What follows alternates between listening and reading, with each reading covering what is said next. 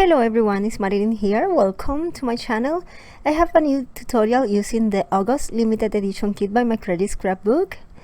This month the kit is featuring this beautiful sweet reflection collection by 49 and Market. Look this paper, and it has this pencil mark. The back is beautiful too, but I choose this side of the paper. Love the colors, and I'm going to make this page about my son and his girlfriend, and I'm using the big resin frame by Prima. And now I'm going to frame my photo. I just apply tacky glue around the photo and put the frame over the photo.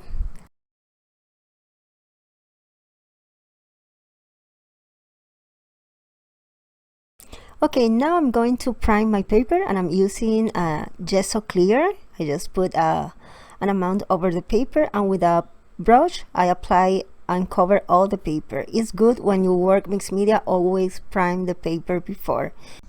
I just make marks with the pencil around the frame, and it is the flower vine from 49 Marker. I manipulated to give this shape because I want to add the texture with the frame and the flowers on the paper. Yes, I love the design of this Haiti Swap stencil, and as you see, it will take me a little more of time because I think it's well worth it, because I need to add the texture in a specific area. And other reason that I doing this is because I don't want to cover part of the paper of the background that I love. So I think for me it's better to put the textures in this way, because I know exactly where areas I need the textures, and I am very carefully to not cover these beautiful flowers on the background, the pencil marks, and many details that I love on this paper. And I will continue adding the textures around this area.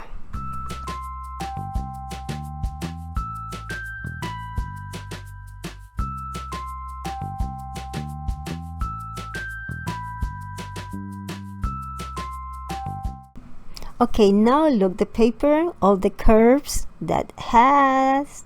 So, and the frame is a bit heavy, so it's good to reinforce the paper. And I'm using a 12 by 12 chipboard that I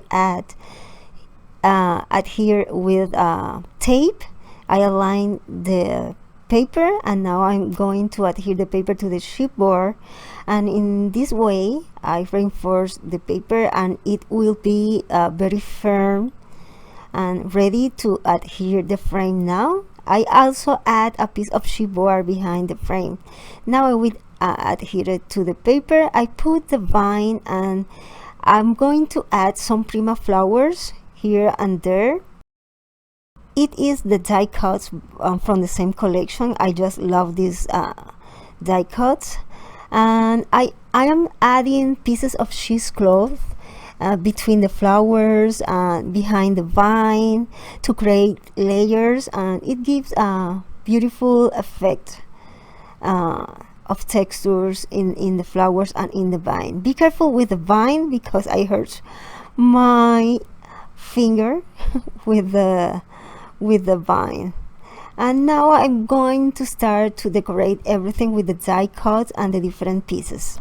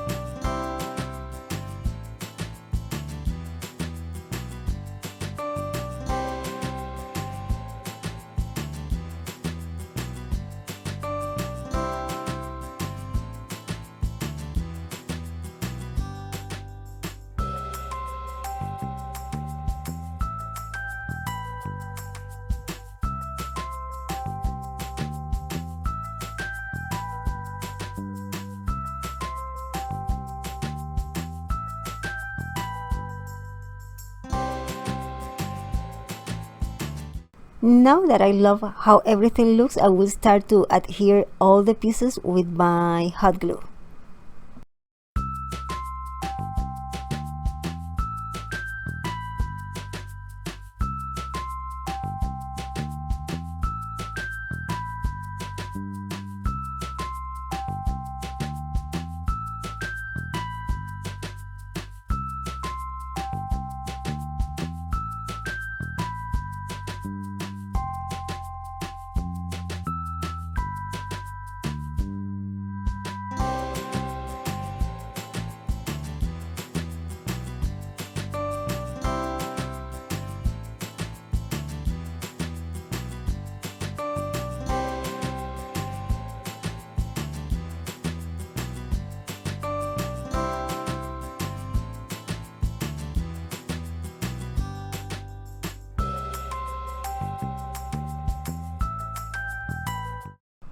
Now I want to intensify the color on the paper, and I found that this distress ink it's similar to the color on the paper, and I just take a brush and I'm blending the ink on the background. I just blending well because I don't want to make a big mark. You know, I just want that they look smooth, and for that reason I'm going to start blending the ink around all the flowers and around the textures, and I will increase later.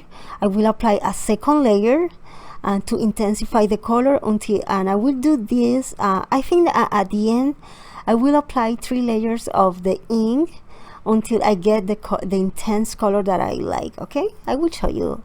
I will let you with music now.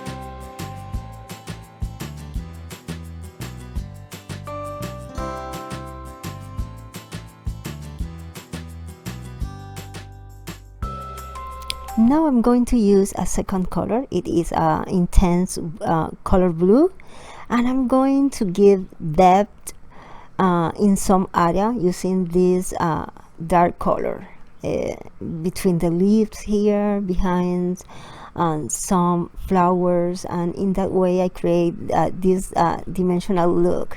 Here is when I'm going to add more texture, and I'm adding some art stones with gel medium, and I'm going to add some pearls.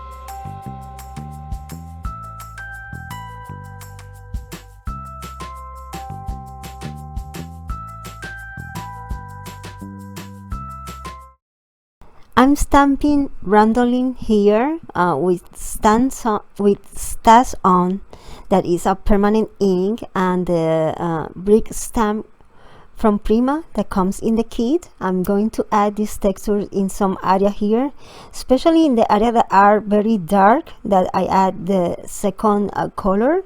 And it's good when you are stamping or working mixed media that you use permanent ink, and if you don't want to create a mess on the background. So I will continue adding here and there stamping, and once I have everything done, I will add some paint splatters over the area. That is the important that the ink is permanent.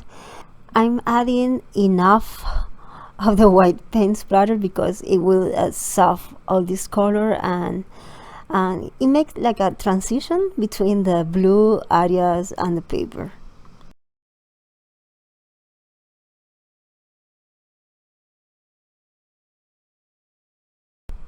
And now I'm going to add some blue glass beads over the dark blue areas here. It creates it's hard to see through the video, but it looks so nice in person, because it gives the sensation that the blue area has dimension when you add the beads over the color, over the area that has the blue color. And I will add these glass beads around the frame, and you will see at the end around all the area. I cover the photo now, and I add in some white, some blue paint splatter. I'm using color bloom to add these blue details over the area. I think that I add too much white, so for that is the reason that I add the blue now, and it is the final result. You can see here all the details, the texture, and I hope that you enjoy this video tutorial. Let me know if you like it with a thumbs up. Don't forget that in the description box down below is the link to the kit and to my social media. You can follow me in Instagram, Facebook, and I see you soon with other video tutorial. Nos vemos, bye bye.